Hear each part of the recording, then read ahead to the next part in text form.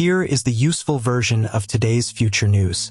AI is leaving the chat window and moving into systems people depend on: company workflows, power infrastructure, public science hardware, and eventually paychecks.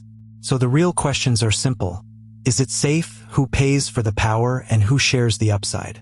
OpenAI's workspace agents, announced on April 22nd, push AI further into real work. Teams can build shared agents that run in the cloud, keep working when people step away, connect to tools, run on a schedule, and show up in Slack. That is convenient, but it also means AI stops being a private drafting tool and starts becoming part of a company's operating system. OpenAI is also explicit about the catch.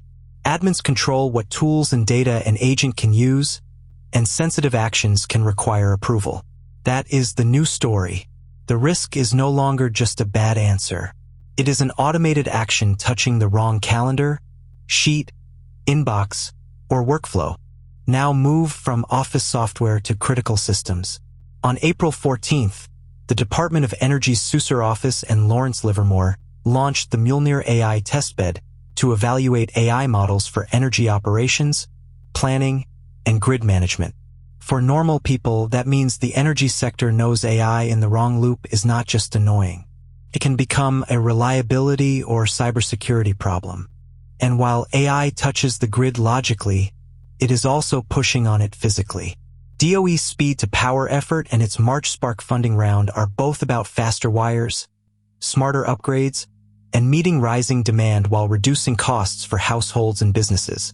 EIA's 2026 outlook says data center load is becoming a dominant driver of long-term U.S. electricity growth.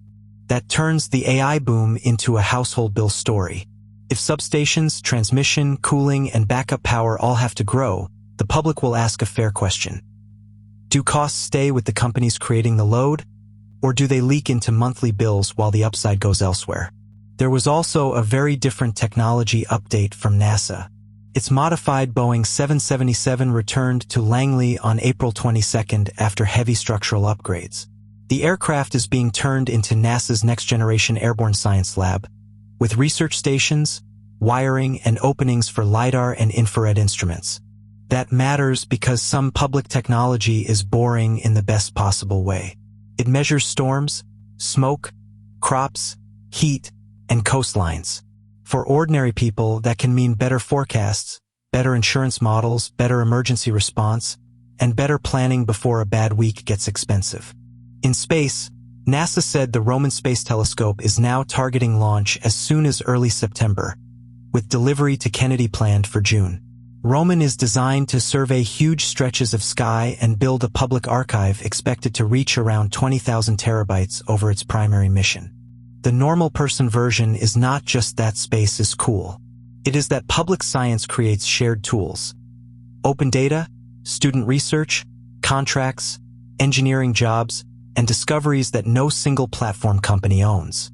That brings us to universal high income, basic income, and AI dividend ideas. The reason this debate is heating up is simple.